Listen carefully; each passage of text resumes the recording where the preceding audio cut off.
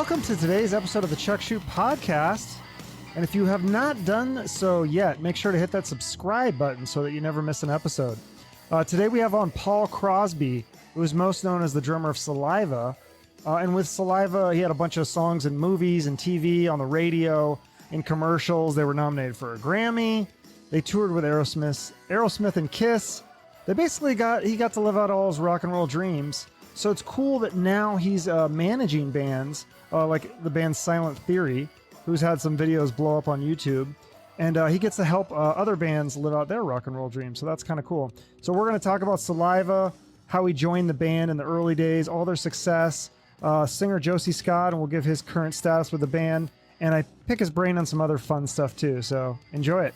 Welcome to the Chuck Shoot Podcast. Paul Crosby, drummer of Saliva, also manager. That we'll get into all that stuff. But how are you doing? I am great, man. Living the dream, and just staying afloat in these unprecedented times. Yes, these uncertain times. That's what every commercial tells me. So yeah.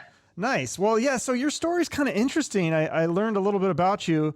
So your dad was in the Navy, and there was like some guy that he worked with that was in a reggae band. And that's what got you into music, was reggae, which is kind of interesting. Well, yeah, that's what got me into wanting to play music. And that guy was a drummer, and he let me tap around on his drums. I would go to my dad's friend's band practice, and I would tap around on drums and play different instruments. I knew I wanted to play music then. And then my parents adopted. I have an adopted brother, and he knew how to play drums, and I really looked up to him. And he was always air drumming, so that's why I was like, okay, now I know I want to play music and I want to play the drums. So that's kind of right. Story. And so then you asked your parents for a drum set, and like it took like 3 Christmases to get one because they're like, no, we'll give you a keyboard. And you're like, okay. And then you got a guitar, and then finally they give you the drum probably because of the noise. But your brother had one? Yeah. Well, my adopted brother didn't have a drum set when they adopted him. He was like 13. Oh, okay. So he didn't have the drums with him, but he was always air drumming and stuff. But yeah, it took me 3 Christmases, and then but the good news is I learned how to play piano, guitar. Yeah. In the meantime, so you can write songs and stuff on the guitar and the keyboard and such. Absolutely. Yeah. So were for drumming influences, you liked Dave Lombardo from Slayer, Tommy Lee from Motley Crue, and Lars from Metallica. And I think was Master of Puppets the first album that really got you into rock? You weren't into rock before that, right? Not really. I was into, when I was a lot younger, I was into like R&B and hip hop and all that good stuff. And then I started skateboarding a lot with my teenage friends, and somebody popped in. We had the big jam box, we'd always carry around to listen to skate music, and somebody popped in Master of Puppets, and I was like, hold the presses. What is this? Yeah, right. Yeah. It came to the dark side at that point. That's a great album. So you end up playing the drums. You're in a local band called Mother Crush, and the drummer quit, and you auditioned. You got that gig, and then they played a lot of shows with Saliva. But you ended up leaving that Mother Crush band in your mid-20s because I think the woman you were dating at the time, you were about to have a child, and she said, "Look, you don't have to quit music, but you can't like be in a band full time. Like you got to get a day job." So you get a day job. You weren't in a band for like 6 months. It took 6 months, and then you get a call from Josey Scott, the singer of Saliva, and he said you're the best drummer in Memphis, and he wants you to join the band. And I thought this was interesting that your girlfriend at the time, or wife, I'm not sure what she was, but she said, if it was anybody else, I would say pass on it, but because it's him, he's going to be a star. You'd be stupid not to take it. And you felt the same way. So what was it about Josey Scott at that time that you guys knew he was going to be a star? Because I mean, people say that all the time. Oh, this guy's going to be a star, and they aren't. But he did. You guys were right. I mean, did go on to be a star? What was it about him? Well, he just had that it factor. I don't know whatever it is, but he has that it factor, and everything he would do in any project he worked with, whether it be the band Blackbone he was in before, Saliva, any of that stuff, it would just always seem to instantly, have something, and no matter what he did, it got a lot of attention immediately. He just has that thing, Because the band had kind of already built up a following, right? Before they got signed, they had that The first album in 1997, just Saliva, that you didn't play on, but they had already kind of built up a following off of that. I think it was just mostly demos that they recorded, right? Yeah, they were, well, obviously then they were just a local band getting started, and they went into a studio that was in Memphis at the time that was called Rocking Chair Studios. That studio had started its own indie label at the time. They signed a band called the $6 Million Band. It's just, we're talking way old school. So Saliva went in there just to record their demos. And after they got a few songs tracked, the owners of the studio who had their indie label said, "Man, this stuff's incredible. Well, we want to sign you to a deal." So they signed the indie deal. Okay. And then they played. There used to be a music conference back in the day, kind of like South by Southwest, but it was in Memphis called Crossroads. And Saliva had played that after they recorded that record. And in those days, those things were full of managers and A&R guys and all that, like legit people. And the manager that Saliva had for a long time, Brian Coleman, who manages Nickelback and a bunch of other bands, very successful dude. He's seen the band and he instantly gave them his card and he said, "Hey man, I would like to manage you guys. I can get you a record deal. I think I can get you a record deal within 2 years, blah, blah, blah." The band signed on with him. Shortly after that, the drummer parted ways. They parted ways with the drummer. And then I got in the band and then stayed true to his word. We started getting major label offers not long after that. So before you got those offers, I mean, you guys were still working your day jobs, but you rehearsed 5 days a week. And then is this when you had a baby too? I mean, you must have been a pretty busy guy at that time. Yeah, I was burning the candle at both ends. Yeah, we rehearsed 5 days a week. We all, we were kind of like had the mentality of, if we really want this, we'll put everything we got into it. So I would get up at 5:30 in the morning, go run duct work in attics all day doing heating and air, get home from work, eat, grab a shower, go to band practice, and be there till midnight. Go home, lather, rinse, repeat. Wow. And then you're doing shows on the weekends as well? Yeah. Wow. And you did that for like a couple years? Pretty much, yeah. So then when you guys get the major label offer, is that where you can actually quit your job? Like they give you enough of a bonus or advance or whatever that you could just quit? Yeah, we actually got, when we went out and did the first record, Every 6 Seconds, the first major label record, we went out to LA. I still had my own heat and air business and I had, employees that worked for me. So when I went out there to record the record, I had my employees kind of running running the business. And then the band was out there for about 2 or 2.5 months. They got to stay out there because they all were able to, they had to stay out there because they were tracking, but the drums go first. So I went out there for like a week and then I had to fly back home and go back doing heating and air while they were all out there living it up in Hollywood. And then I think it was going to be, I was just tired of the grind, man. I was ready to just be doing music. So we were going to get our big advance when the day the record released. And at this point, it was still about 6 weeks away. And one day after a hot day in the attics, I just looked at my employees who I was really good friends with. And I said, "You know what, dude, today's the day." Took off my tool belt, put it in the work truck. And I said, "All of this is y'all's, the truck, the tools, everything. I'm done. I'll go home and starve for 6 weeks until I get this check." Wow. That's pretty ballsy, but also, I mean, obviously it paid off. Like you took a couple risks here by joining the band and then quitting the job. So, I mean, obviously it all paid off for you because that album, I mean, is so great. Went platinum, produced by Bob Marlette, who's done a bunch of great stuff. And then Your Disease, which was the first, I think, was that the first single that was nominated for a Grammy? First single and, nominated for a Grammy. Yeah, so, and then Click, Click, Boom. That song's been in a lot of stuff, Fast and the Furious, Talladega Nights. Is that kind of like the bread and butter for a lot of music payment at this point, getting your songs in a movie or TV or commercial or something? Yeah, that's a big part of it for sure. Believe it or not, though, whenever I look at royalty statements, Always actually makes the most money still to this day out of any of the songs, but Click Click Boom's number 2. But if I'm out and about and some people go, "Are you in a band?" "Yeah, Saliva." "Where do I know that from?" I go, "You know the song Click Click," but that's the one that they put the the band name with the music with. I was always Click Click Boom. Okay. When they play those songs like in a stadium for like a sporting event, do you guys get a royalty for that? Yep, absolutely. Is that a big piece too, or is it better to have the movie or TV or? Well, I mean, it's kind of all about the same. And Okay. then, Wow. Whenever DJs or any venues play, even if it's played on like the digital jukebox, you get a royalty for that, digital royalties. So That's awesome. So then your second album, Back Into the System, that stands out. Is that like you feel like that's the greatest record that you guys made, just the band chemistry and the timing or the producer, or you just kind of happened to catch lightning in a bottle? What do you think it was about that record that's so great? well, always was, like I said, that's our biggest hit, Okay. numbers wise. Yeah. Number two. Yeah.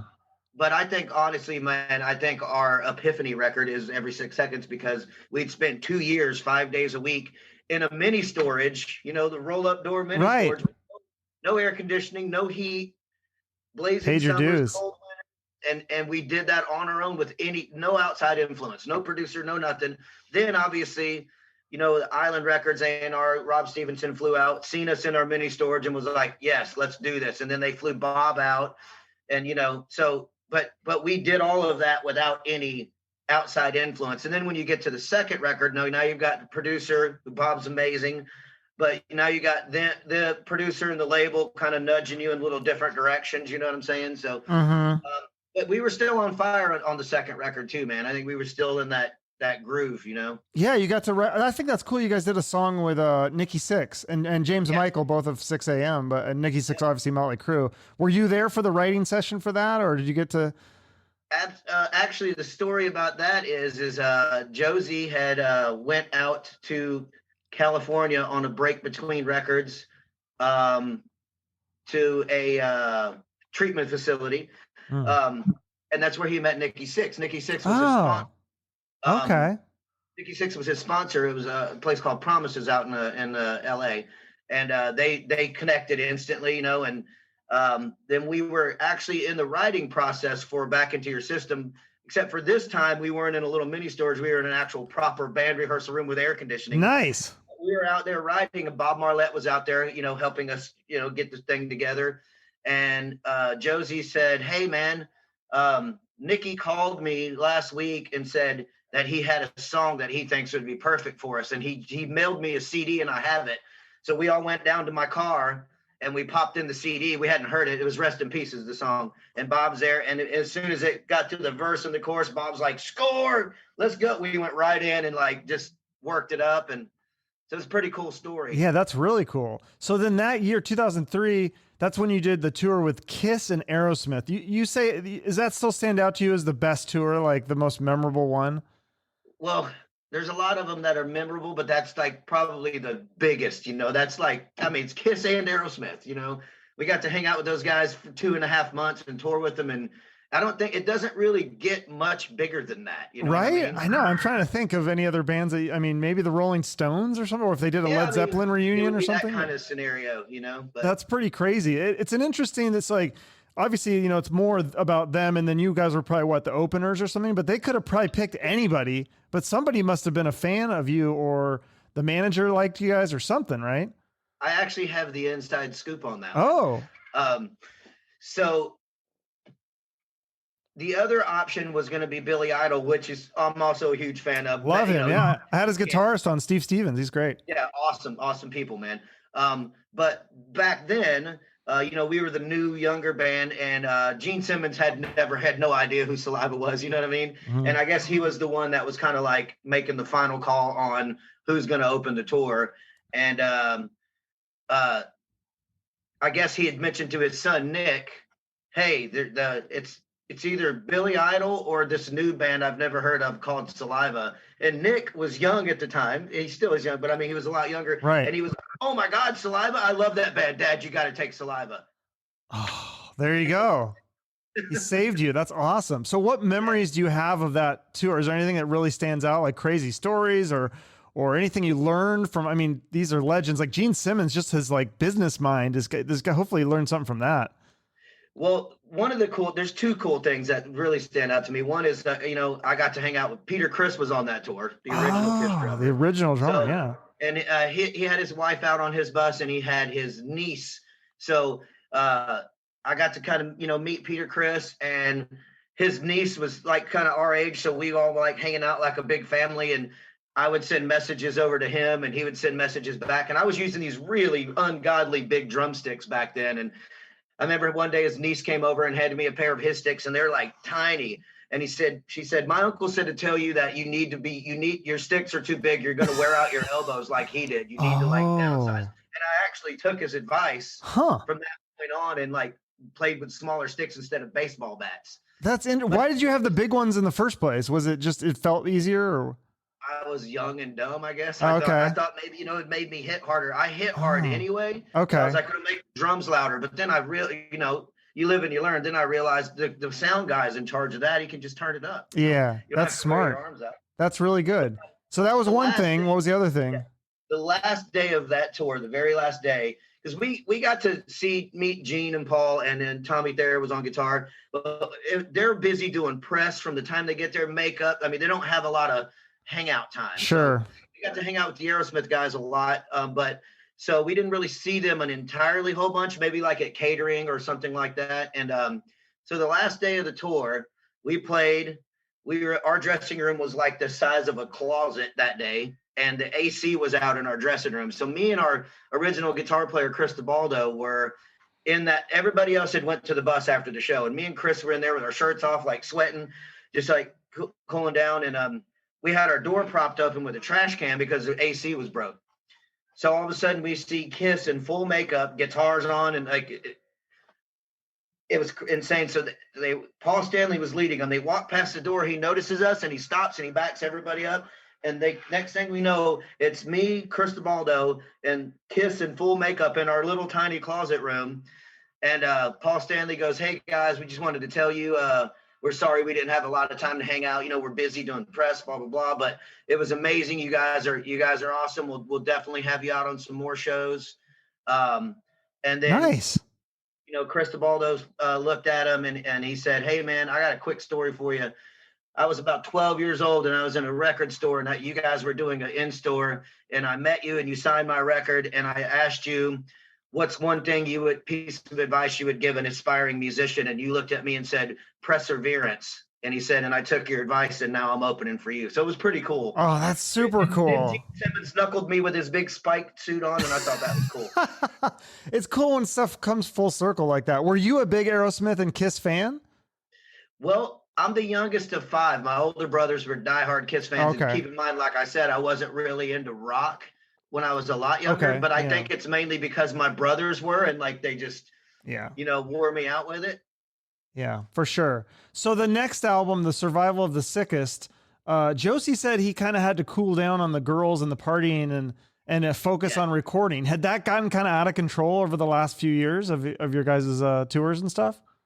Well, I mean, we were all a lot younger then, and it was phases. We'd party, and then we wouldn't, and then somebody would try to ease up, and then the other ones wouldn't. I mean, it's just rock and roll stuff.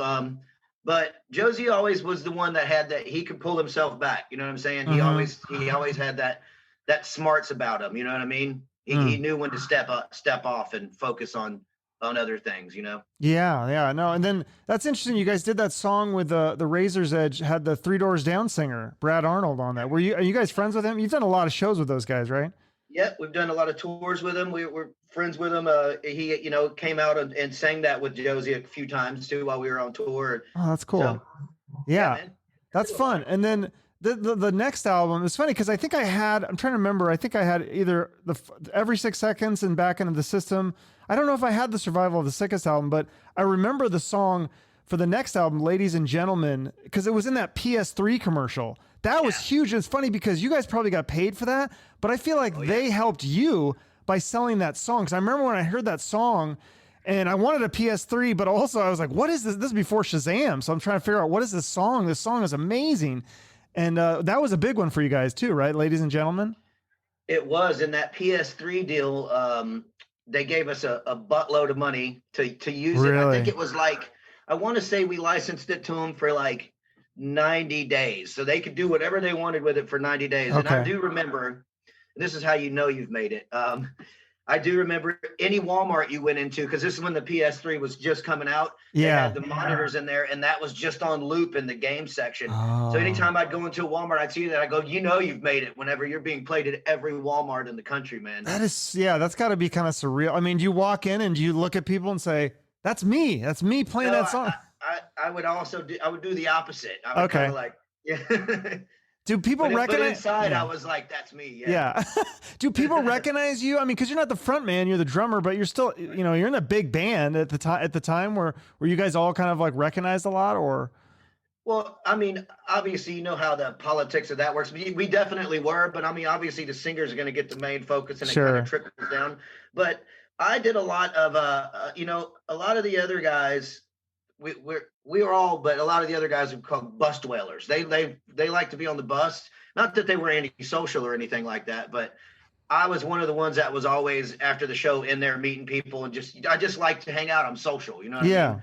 So I got I noticed a lot just because I was the guy that was, one of the guys that was always in there hanging out all the time. And are you making a lot of connections with the other bands that you toured with and stuff as well?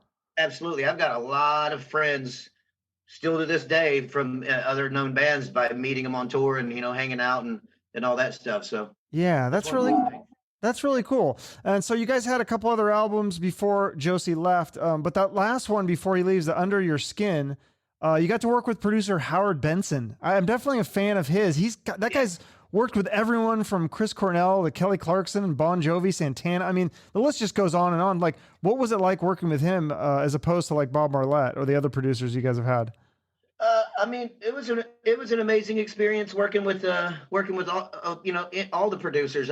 He was actually working on a big Kelly Clarkson record while we were doing that record. So she was in Studio B and while we were in A, so pretty cool. But the cool thing about Howard Benson is you go in there and you see he's got the album cover from every band he's ever recorded.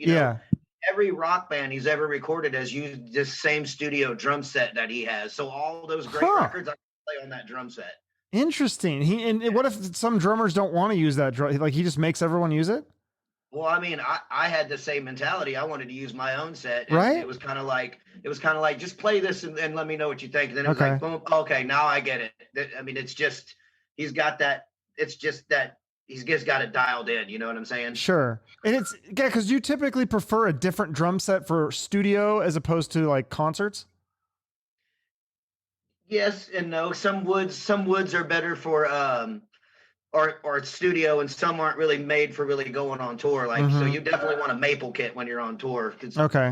It's more rigid. You know what I'm saying? Yeah. Right. Okay. So yeah. In the studio, I just want something that if it sounds killer, I'm good with it. Yeah. Well, there you go. So yeah, so that was that last album before Josey left, and he left to pursue a solo career. Did he? Did he ever release any music as a solo artist? I don't know if I ever heard it. I'm pretty sure he wrote a bunch of stuff. I think that he at some point was interested in doing that. I'm not sure, how much of that came to fruition. He's definitely, a Christian, and he's definitely very God-fearing. I talk to his wife all the time on Facebook. We're friends on Facebook, and we keep up with each other and all that stuff. He's doing really well. But yeah, I'm not sure if he ever recorded any of that stuff. He may have, but I know he had a bunch of material written. But he had, you guys had his blessing to continue on as Saliva with a new singer then. Yeah, I mean, yeah, it was. He made the cool thing about that is, he didn't just up and quit one day. I think we had like 2 months worth of shows left on the books, and he let us know in advance, hey guys, I'm going to finish out, these shows that we have. And then after that, I'm leaving. So okay. It was pretty cool, very amicable, no hard feelings, and, Right. And then there's rumors or he's talking about coming back for the 20th anniversary of Every 6 Seconds. I don't know if it was for a tour or a new album or both. Is there any updates? I know that if something was going to happen, then obviously, the pandemic hit, so a lot of shows got canceled. Is there still maybe plans to get back with him for an album or tour? I mean, honestly, that is completely his decision. I'm not sure where his head's at because the pandemic, there was talk of all that. Then the pandemic kind of put the brakes on it, and obviously we're still dealing with remnants of the pandemic. So I'm not sure what's going to play out. Everything, all I can say is that all of that has been put on hold, at least for now. Oh, so everything's just kind of so he's not. Everything clears up, and then maybe we'll Yeah. revisit it. But you guys aren't writing music or anything or not together, anyways. No, not right now. Okay. Well, so yeah, you had a couple other albums with the other singer Bobby, and this is interesting. So in 2016, you guys did this big tour, Make America Rock Again, and it was like so many good bands like Trapt and POD and Puddle of Mudd. But Trapt, I got to just ask you about this. You can say no comment if you want, but I don't know if you keep up with the rock news. But I guess the singers posted some stuff online, and they actually deleted his Facebook page for hate speech. Like, so you've toured with him. I mean, what is your take on that? Do you have an opinion on that whole thing? Like, do you think he went too far? Do you think Facebook went too far? Like, the other three guys in the band are amazing dudes, and they don't share his views. Okay. So I'm not one to trash talk anybody, but sure. obviously, I think he's got some issues he might need some help with.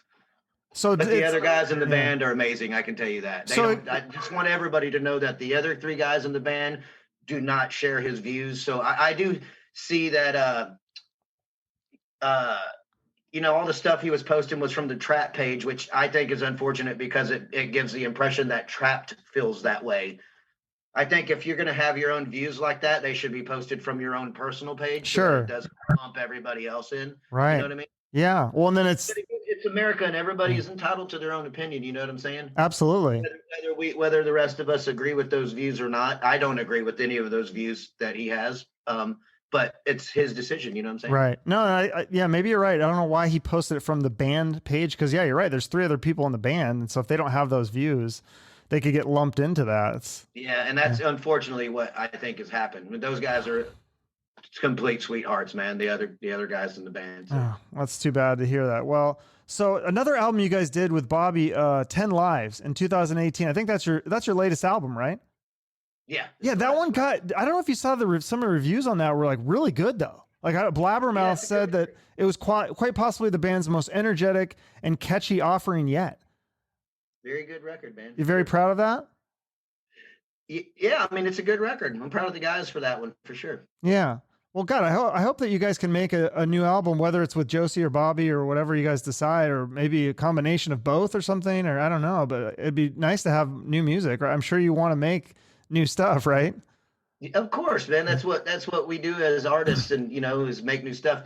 As of right now, we're going to just keep trudging along and doing what we do and let the future kind of dictate itself. You know what I mean? Absolutely. So tell me about your managing bands now. You're in the you said that like bands kind of exist off the touring and the merchandise right now, and I think also like we talked about earlier with the TV and commercials and stuff like that.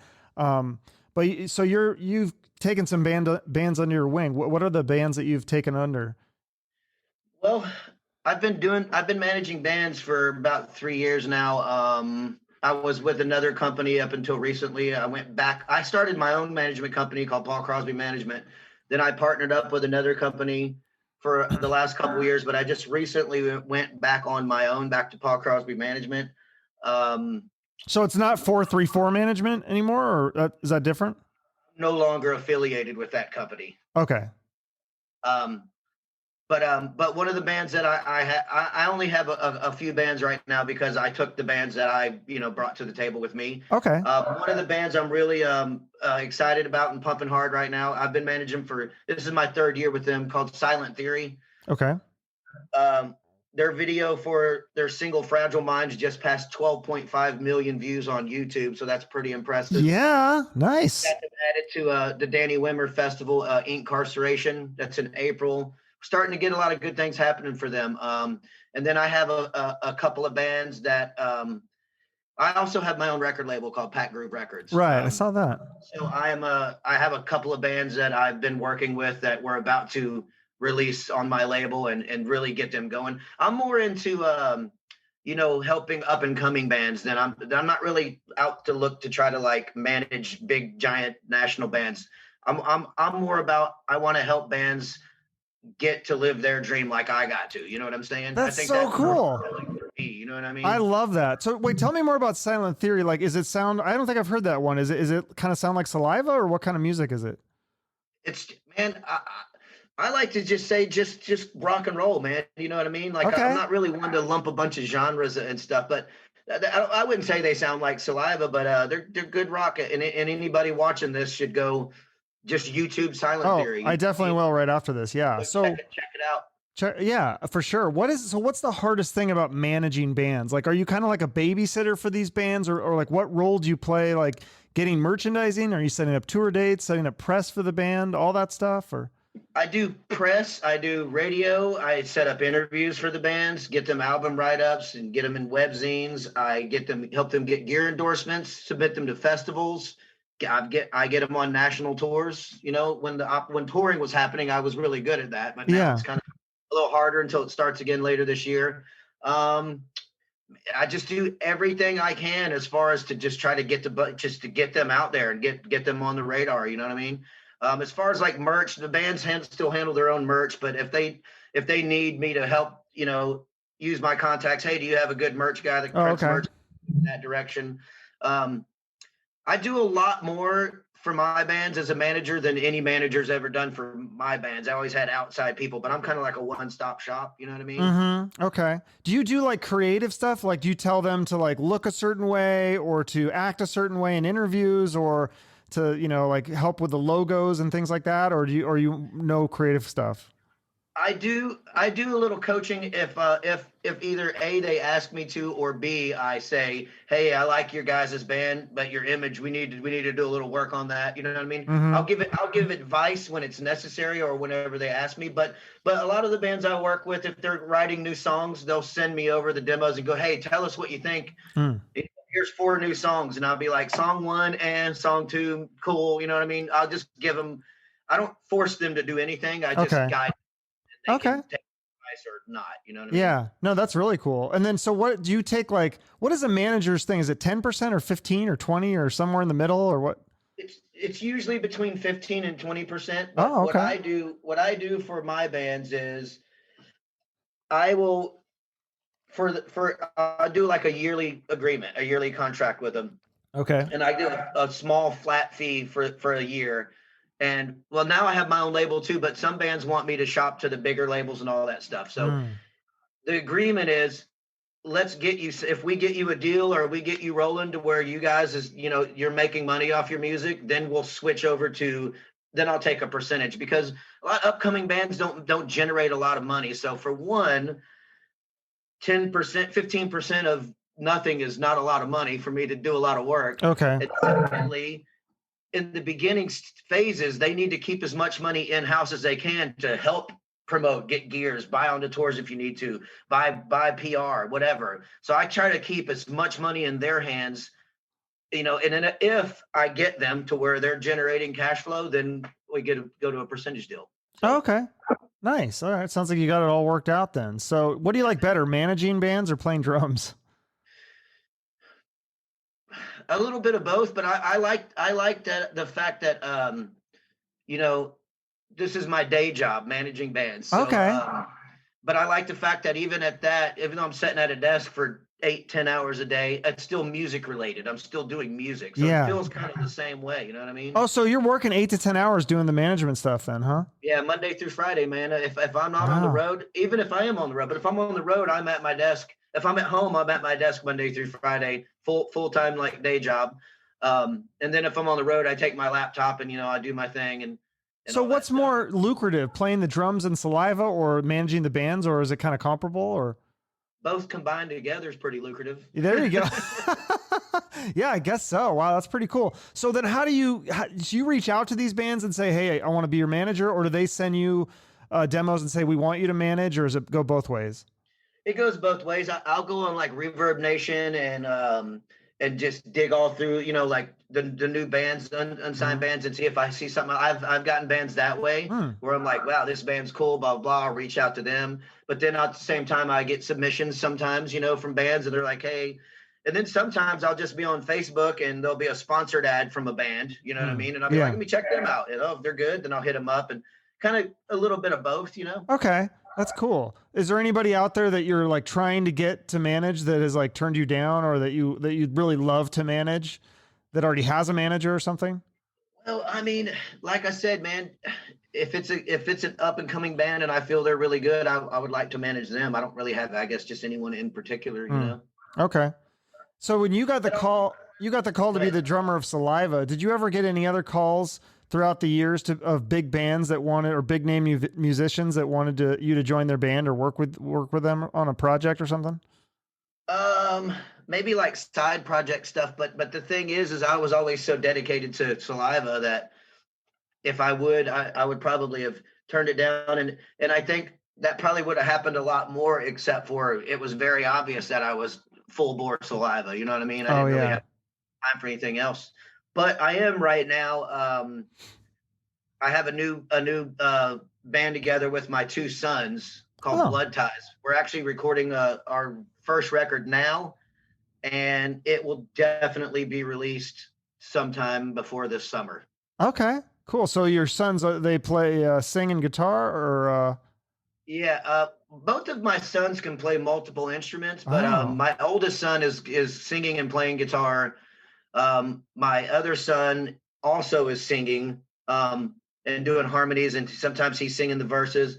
And he's like a EDM DJ, so he does like all the Ah, beats for. I mean, I okay. do the drums, but then there's a lot of loops and stuff in there, and he does all Oh, those. So okay. I'll have to check that out when that comes out too. Cool. Have you yeah, guys, yeah. I wondered, I always wondered this. I never asked the band this, but has Saliva, have you guys ever done like private shows, like for like super rich guys and, or anything like that? Like I see that on TV sometimes where they have the bands come in for like these corporate events. Is that something that happens a lot or is that kind of rare? I mean, I don't really call when we would do stuff like that. It was always for like Budweiser, like a private event for Oh, them, that'd be versus fun. versus like just a rich dude. But Right. if there's any really rich people out there listening that want a private show, hit us up. Would you charge the same as just a regular gig fee, or would you charge more or less? Or I mean, I don't know.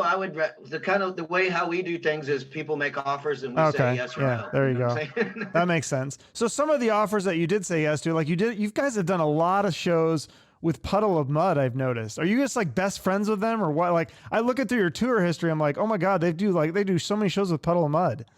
We've been friends with well, we're friends with all the guys, but we've been friends with Wes since actually when we went to Hollywood to record every 6 seconds.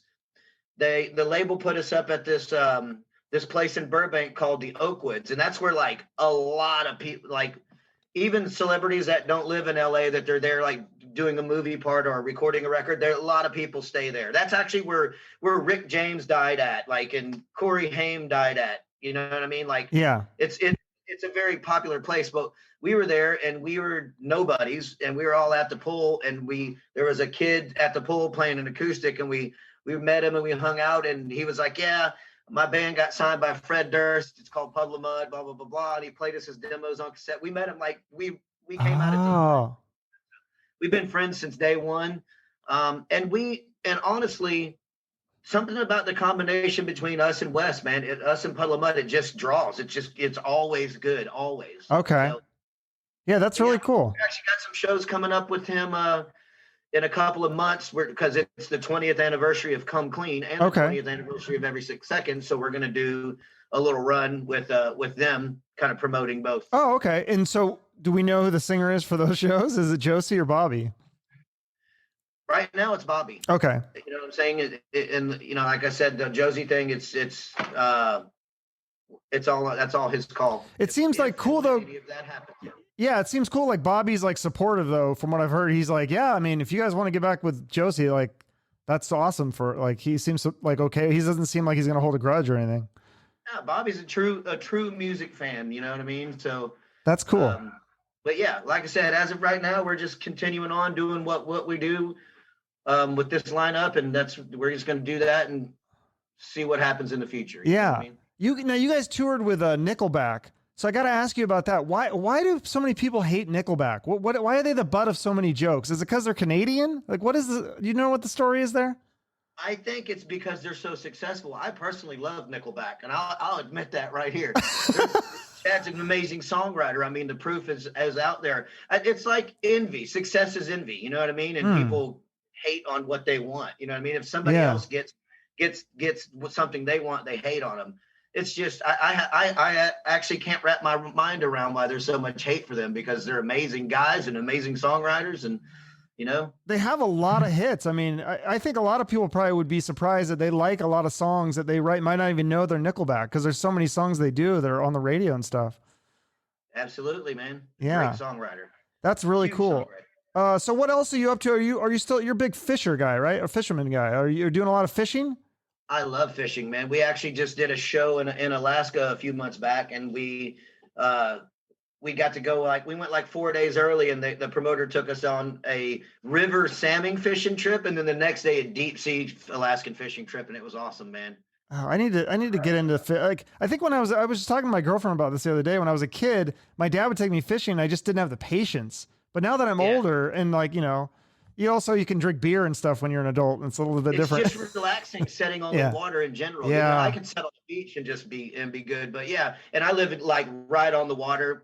We have a giant private fishing pier, man. You're in pull out, sit down, chill. You're in Memphis, right? Are you still in Memphis? I moved. I'm in Houston. Oh, you're in Houston I now. moved here in 2009. Okay. So yeah. And you like it there? I'm from Memphis, and I lived in Memphis until 2009. Oh, I love it in Houston, man. Did you know the some of those Memphis guys, some of those other bands? I've interviewed Tora Tora and Every Mother's Nightmare and those guys. Yeah, Memphis is a big little town. You know what I'm saying? So you pretty much know the whole scene for sure. That's cool. Very family orientated music circle there. Okay, very nice. Well, thank you so much for doing this interview. I really appreciate it. I do like to end with a charity. If there's some charity that you work with or you want to give a shout out to at this point. I am always 100% about the kids. So I always say St. Jude's Hospital in Memphis, man. Okay. You know what I mean? Yeah. They help families, kids that could be terminally ill, kids with cancer. And you go there and they completely take care of the families. They put them up in an apartment. No, but they don't charge any bill. It's all free to help save kids' lives. So, I mean, to me, there's no better. That's great. Better. Yeah, I've had a lot of people on here giving them a shout out. So that's a great one that people can throw a few bucks. Otherwise, check out your new management, Paul Crosby Management, and follow Saliva and stuff on social media. I don't think you're not on Instagram or anything like that, or Twitter. Or...